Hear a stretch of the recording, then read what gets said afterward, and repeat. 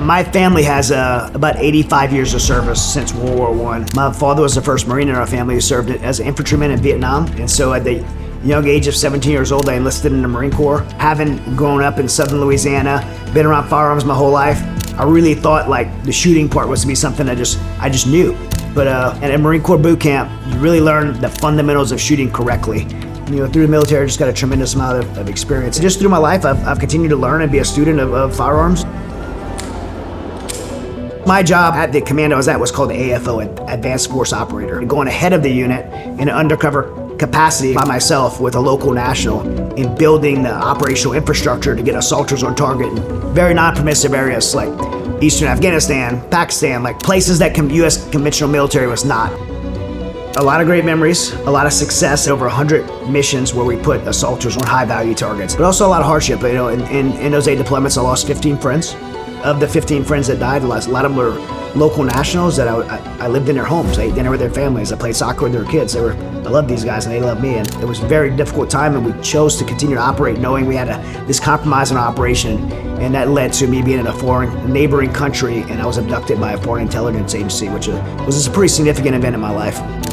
After that incident, we still continued to operate, which I think pushed me to a place to where I came home. I was really struggling. I was diagnosed with PTSD, dealt with debilitating panic attacks, anxiety, and depression. It really opened my eyes for me to experience that and deal with that for a period of about 3 years where it almost cost me everything.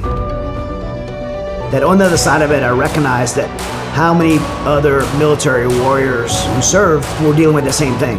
And so I just felt this burden come over me, like I think God just really burdened my heart, like I have to help other people that were dealing with what I dealt with. And that manifested in founding of Mighty Oaks Foundation, essentially the core of who I am today and the work I do today.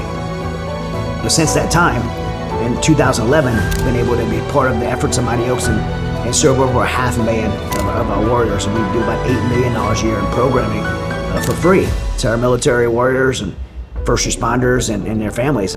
Smith Wesson has been an incredible partner in that, because this is a company that cares about our military community and our first responder community and believes in giving back to that. I want to see how fast you can hit the trigger button. I was very blessed with the privilege of getting to know some of the leadership of Smith Wesson and realize that we're very like-minded in our views and values and our love for America and love for our Second Amendment and the passion for outdoors and for Americans to be able to protect themselves. And so we emerged as this incredible partnership that I'm thankful to be a part of.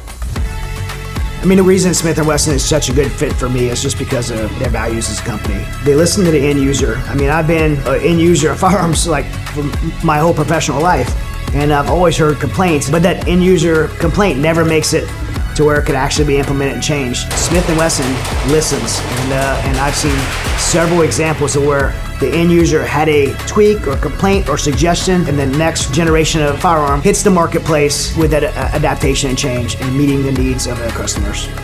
I don't just want to help Smith & Wesson sell firearms. I want to be part of educating people in what firearms to use and what type of training should they have behind those firearms to be responsible, safe, and happy gun owners.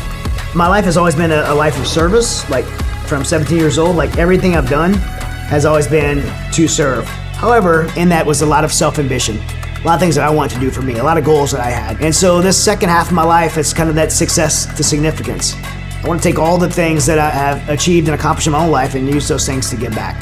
I get to do that here at Smith & Wesson.